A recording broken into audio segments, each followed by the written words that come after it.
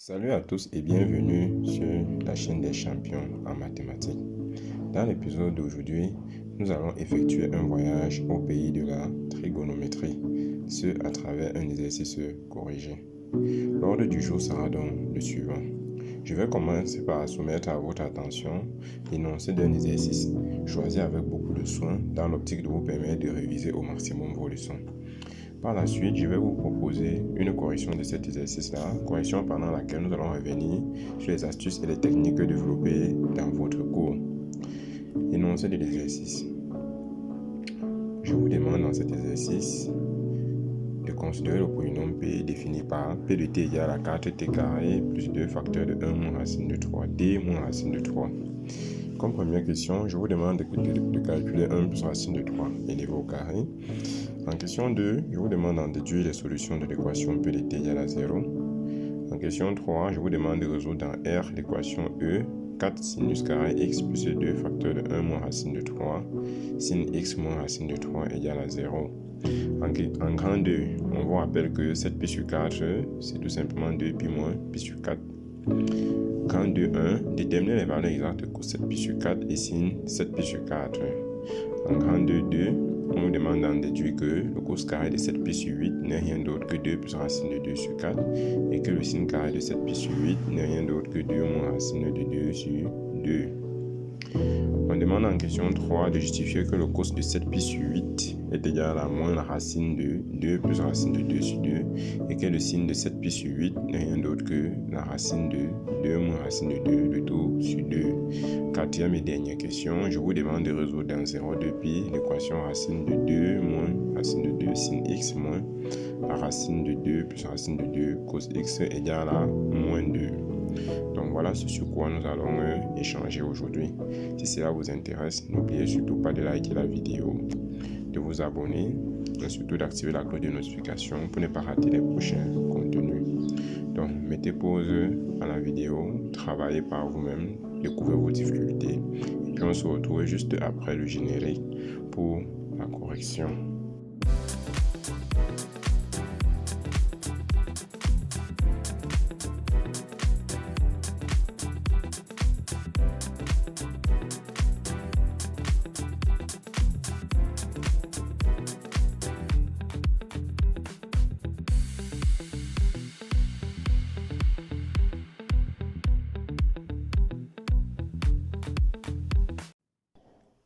Bien. Correction de l'exercice. On demande de calculer 1 plus racine de 3, le tout au carré. Donc on a deux choix possibles, soit utiliser l'identité remarquable A plus B le tout au carré, soit développer et réduire. Moi je vais opter pour l'identité remarquable. Donc on a bien 1 plus racine de 3 le tout au carré égale à 1 au carré, plus 2 fois 1 fois racine de 3, plus racine de 3 au carré. Ce qui nous donne 1 plus 2 racine de 3 plus 3, ce qui nous donne 4 plus 2 racine de 3. Donc on a bien 1 plus racine de 3 le tout au carré égale à 4 plus 2 racine de 3. Félicitations aux champions qui ont eu le résultat à cette première question-là. Et allons à présent notre deuxième question dans laquelle on demande d'en déduire les solutions de l'équation P de T égale à 0. Rappelons l'expression de P de T. P de T c'est tout simplement 4T plus 2 racine de 3, 2 facteurs de 1 moins racine de 3T moins racine de 3. Donc qu'est-ce qu'il faut faire ici? On a bien P de T égale, on s'en rend bien compte que c'est une équation du second degré. Donc, étant donné que c'est une équation du second degré, qu'est-ce qu'on doit faire dans ce cas-là? Utiliser le discriminant, car c'est une équation du second degré, bien sûr. On avait à détecter.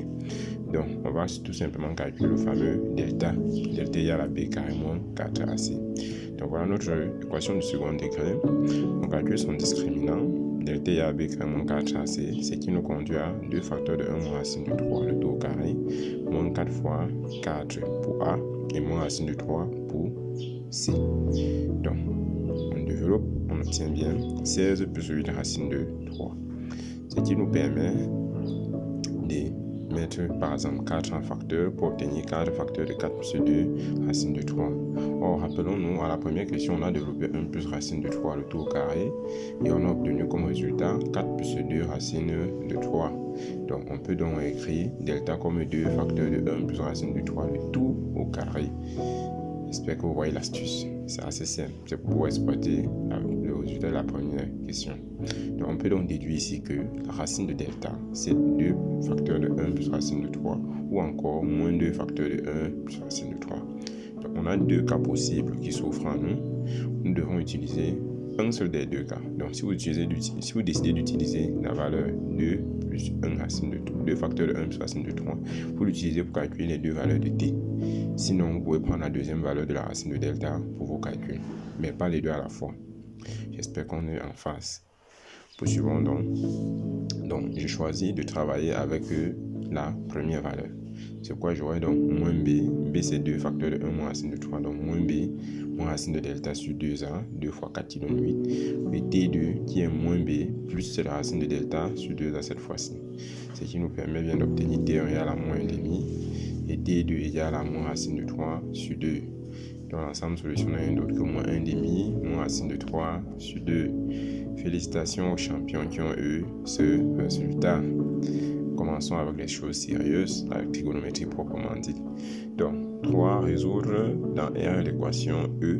E étant l'équation 4 sinus carré x plus 2 facteurs de 1 moins racine de 3 sin x moins racine de 3 égale à 0. Donc, qu'est-ce qu'il faut faire? Il est toujours recommandé de situer le contexte dans lequel on se trouve avant de se lancer dans les calculs. Donc, qu'est-ce qu'il faut faire?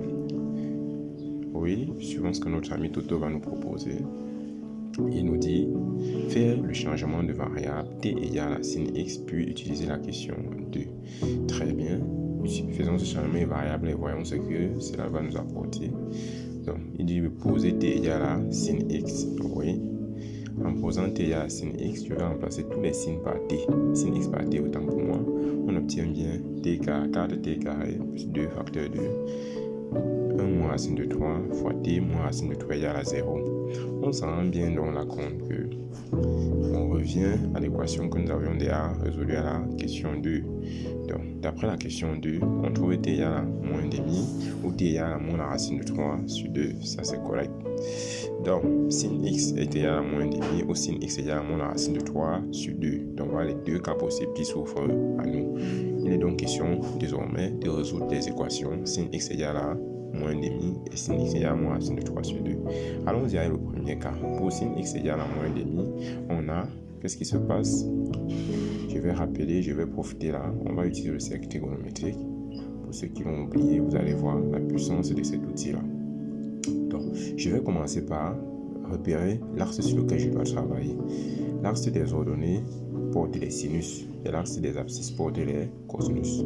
Donc, étant donné que l'équation c'est sin x égale à moins 1,5, je vais m'intéresser au moins 1,5 qui se trouve sur l'axe des ordonnées, c'est-à-dire celui-ci. On est en face.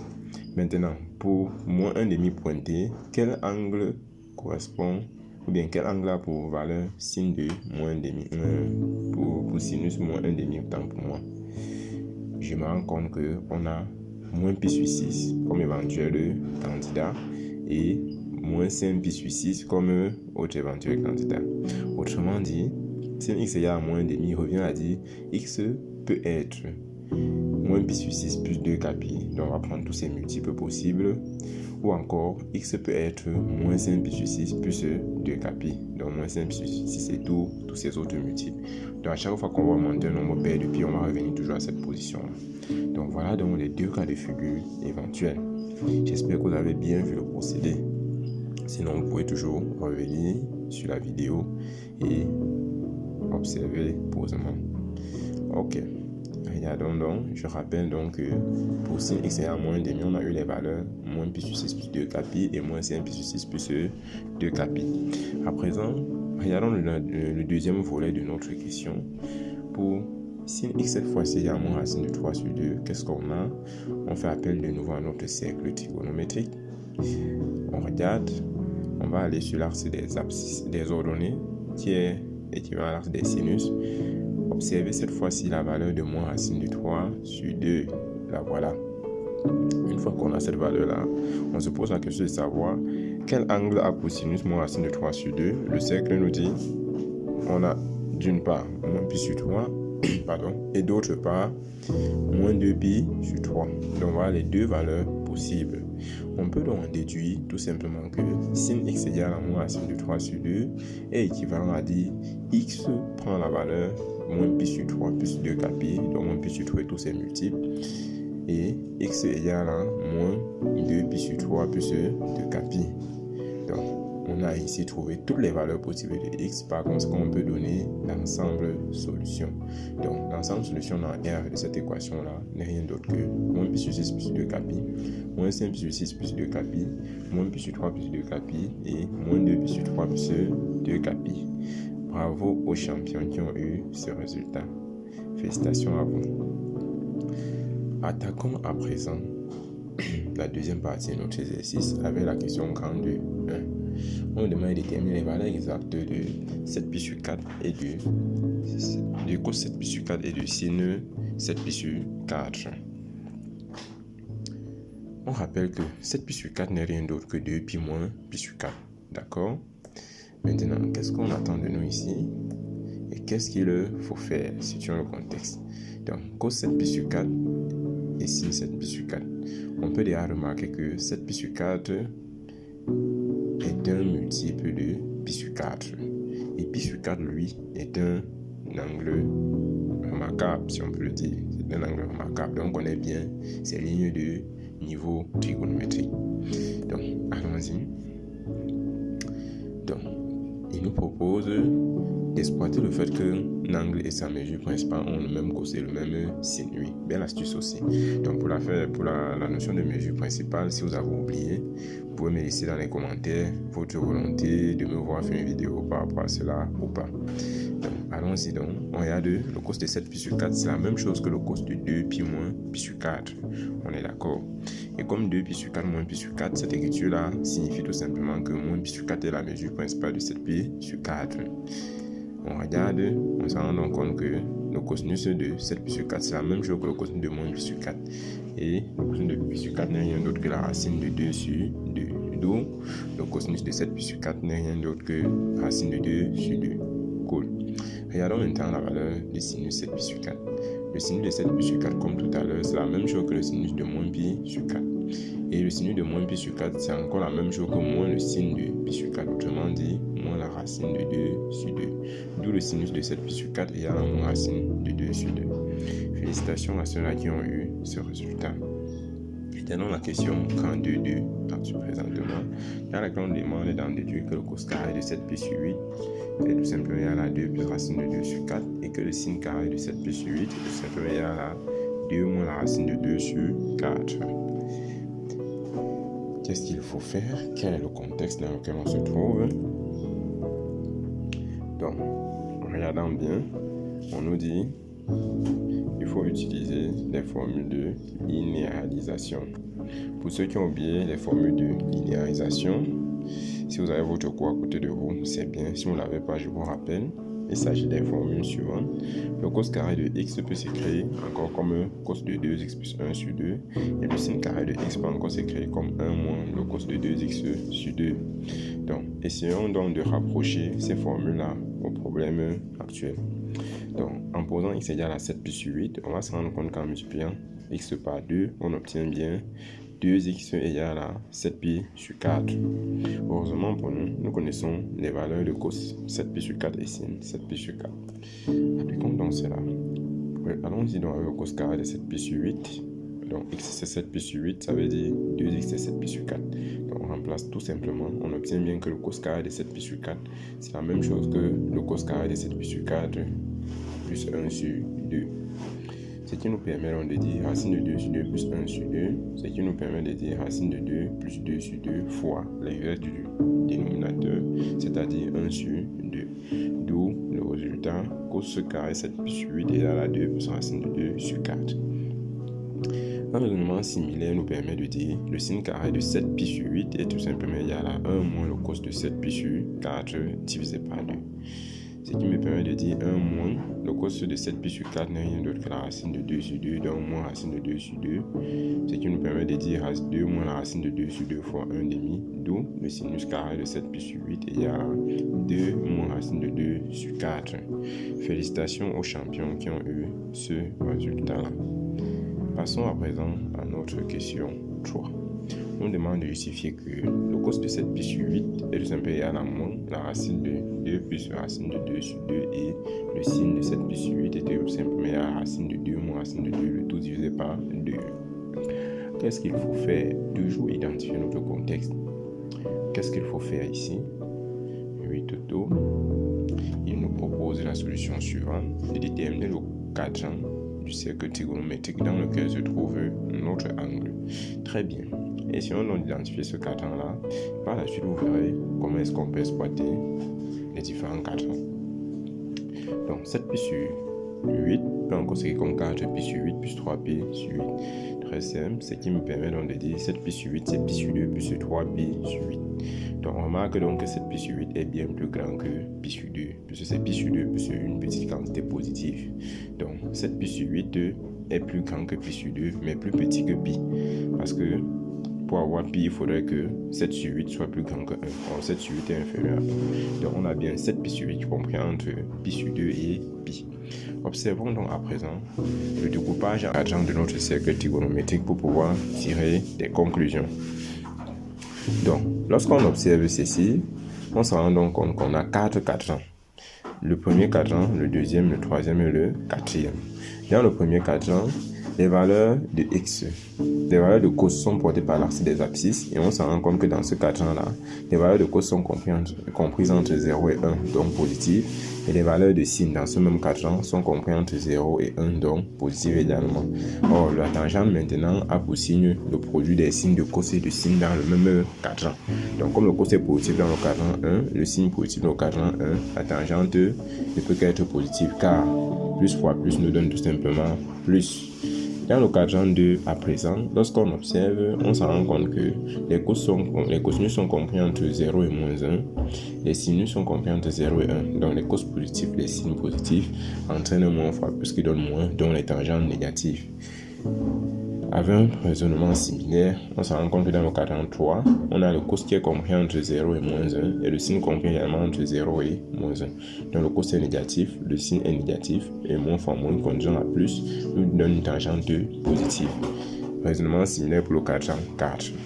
Donc, on a pu situer notre angle 7 pi sur 8 entre pi sur 2 et pi. Donc, on s'en rend donc compte qu'il doit appartenir au cadran 2 puisque le cos puisque pi sur 2, le cadran 2 correspond effectivement à l'intervalle pi sur 2, pi. 7 pi sur 8 se trouve donc dans le cadran 2. Et dans ce cadran 2 là, les cos sont négatifs et les signes positifs. D'où la conclusion. Cos 7 pi sur 8 inférieur à 0 et sin 7 pi sur 8 supérieur à 0. On évolue donc. On peut donc modéliser notre problème au problème suivant. Cos carré 7 pi sur 8 égale 2 plus racine de 2 sur 4. Sin carré 7 pi sur 8 égale 2 moins racine de 2 sur 4. Cosinus négatif, sinus positif. N'oublions pas qu'il était question de justifier que les valeurs de cos 7 pi sur 8 et sin 7 pi sur 8 valent exactement ce qui a été donné là. Donc cos carré 7 pi sur 8 égale à 2 plus racine de 2 sur 2 revient tout simplement à dire le cos de x est tout simplement, le cos de 7 pi sur 8 est égal à plus cette quantité-ci ou encore moins cette quantité-ci. On va donc se servir de notre hypothèse de tout à l'heure, le cos de 7 pi sur 8 étant négatif, on va prendre la valeur négative, d'où le cos de 7 pi sur 8 égale à moins la racine de 2 plus la racine de 2 sur le tout divisé par 2. Donc, de façon similaire, le sinus carré de 7 pi sur 8 c'est 2 plus la racine de 2 sur 4. Ce qui me permet de dire le signe de 7 pi sur 8 est égal à plus la racine de 2 moins 2 sur 4 ou encore moins la racine de 2 moins 2 sur 4. Étant donné que le sinus de 7 pi sur 8 est positif, on va garder la valeur positive, d'où le résultat. Félicitations donc à ceux qui ont eu ce résultat-là. Bravo à vous. Poursuivons avec notre dernière question du jour. La dernière question du jour nous demande de résoudre l'équation suivante. Dans 0 de pi. Qu'est-ce qu'il faut faire? Quel est notre contexte ici? On va donc se rendre compte que on a dans la même équation les cos et les sines. On ne sait pas résoudre ce type d'équation-là, sauf si Toto nous propose une autre méthode. Ramener cette équation sur la forme cos x égale à a et sin x égale à a qu'on sait résoudre. Oui, très bien. Comment est-ce qu'on peut la ramener? Rappelons déjà que le cos de 7 plus sur 8, c'est moins la racine de 2 plus la racine de 2 sur 2 et le sin, racine de 2 moins la racine de 2 sur 2. Ayant donc ces deux valeurs-là, qu'est-ce qu'on peut faire? On peut se rendre compte que en divisant tous les membres de notre équation par 2, on peut avoir des quantités similaires au cos et sin de 7 pi sur 8. Faisons-le donc. Divisons tous les membres de notre équation par 2. En divisant par 2, on obtient bien devant le sinus une valeur qui ressemble énormément au sin de 7 pi sur 8 et devant le cos de x une valeur qui ressemble énormément au cosinus de 7 pi sur 8. Et en divisant toute l'équation par 2 ou alors en multipliant toute l'équation par 1,5, on ne change pas les solutions, on obtient juste une équation équivalente qui a les mêmes solutions que notre équation initiale. Gardons bien cela à l'esprit. Donc, sin de 7 pi sur 8 fois sin x plus le cos de 7 pi sur 8 fois cos x égale à moins 1. Donc voilà ce à quoi on a réduit notre équation. N'oublions pas à présent que il existe des formules permettant de développer le cos de a moins b, le cos de a plus b, le sin de a moins b, le sin de a plus b. Je vais donc rappeler l'une de ces formules qui est très très proche de ce que nous avons ici. On sait que le cos de a moins b n'est rien d'autre que le cos de a cos de b plus le sin de a sin de b. Donc en identifiant a comme étant x et b comme étant 7 pi sur 8, on obtient cos de x moins 7 pi sur 8 égale à moins 1. Par la suite, maintenant, il est question d'identifier l'angle dont le cosinus est égal à moins 1. Si je fais appel au tableau des lignes de niveau trigonométrique des angles remarquables, je me rends simplement compte que l'angle donc qui a pour cosinus moins 1 n'est rien d'autre que pi. On peut donc dire que le cos de x moins 7 pi sur 8 égale à moins 1 revient simplement à dire le cos de x moins 7 pi sur 8 égale au cos de pi. Très bien, poursuivons donc avec notre nouveau problème. Donc, ceci revient simplement à dire quoi? Il y a deux possibilités. Les seuls angles qui ont le même cosinus sont soit des angles opposés, soit les mêmes angles. Donc, on aura donc x moins 7 pi sur 8 égale à pi lui-même plus 2k pi, ou son opposé, ou moins pi plus 2k pi. Un calcul simple nous conduit à dire x c'est 15 pi sur 8 plus 2k pi, et x ou encore x c'est moins pi sur 8 plus 2k pi. Je l'ai fait à dessein d'annoter ou bien d'indicer les x cette fois-ci en x1 et x2. Vous allez voir pourquoi. Donc, n'oublions pas que la résolution se fait dans 0,2 pi cette fois-ci, c'est plus dans R. Et comme c'est dans 0,2 pi, il faut trouver uniquement les valeurs solutions qui se trouvent dans cet intervalle-là. C'est pourquoi je vais faire appel à ce tableau-là. À la première ligne, j'aurai les valeurs de k. Ce cas c'est un élément de z. À la deuxième ligne, j'aurai les valeurs de x1 et à la troisième ligne, j'aurai les valeurs de x2. Je commence par la première ligne, c'est-à-dire celle de x1. Je remplace k par 0, puisque là, c'est facile à calculer. Lorsque k vaut 0, on se rend compte qu'on a 15 pi sur 8. Et lorsque k vaut moins 1, on a moins pi sur 8. Je commence donc, lorsque k vaut 0, on a 15 pi sur 8. On va s'intéresser ici aux angles qui sont et positifs, et donc le coefficient devant pi est compris entre 0 et strictement inférieur à 2. Je reprends. On va s'intéresser uniquement aux angles dont le coefficient devant pi est positif et donc la valeur est comprise entre 0 et strictement inférieur à 2. Donc 15 pi sur 8 vérifie bien cette condition-là. Pour k égale à 1, je ne vais plus calculer cette valeur-là, tout simplement parce que 2, lorsque je remplace k par 1, j'ai 2 pi plus une quantité positive. Donc, c'est déjà supérieur à la borne supérieure de notre intervalle. On va rejeter, on ne va même pas calculer. On sait que les angles qui sont au-dessus là ne vont pas vérifier. Moins pi sur 8, on va également rejeter cette valeur-là car elle est négative. On ne va pas calculer pour qu'elle ait à moins 2 car on obtiendra encore un angle négatif. Donc, on est sûr que c'est la seule solution pour en vérifier notre problème puisqu'on l'a encadré de part et d'autre par des valeurs rejetées. Passons à la deuxième ligne. Lorsque k vaut 0, on a moins pi sur 8 qu'on va rejeter. Pour moins 1, moins 2, on va rejeter car on aura encore des valeurs négatives. Ça ne vaut pas la peine de calculer cela. On repasse maintenant pour k égale à 1, on obtient 15 pi sur 8, valeur valide car le coefficient devant pi est bien compris entre 0 et 2 non pris. Donc, pour k égale à 2, on a bien 31 pi sur 8, 31 divisé par 8 est bien supérieur à 2. C'est pourquoi nous rejetons cette valeur-là. Donc, ainsi donc, les seules valeurs pouvant vérifier notre problème sont est, bien la seule valeur pour vérifier notre problème est 15 pi sur 8. Tout l'ensemble de solutions S égale à 15 pi sur 8. Bravo aux champions qui ont eu toutes les bonnes réponses. Félicitations à vous et je vous encourage vivement de continuer ainsi. Nous voilà donc rendus à la fin de notre vidéo. Toute bonne chose ayant toujours une fin. Je vous dis merci infiniment pour votre aimable attention. Retrouvons-nous très prochainement dans un autre épisode vous permettant de renforcer vos compétences en trigonométrie. Allez, ciao, portez-vous bien.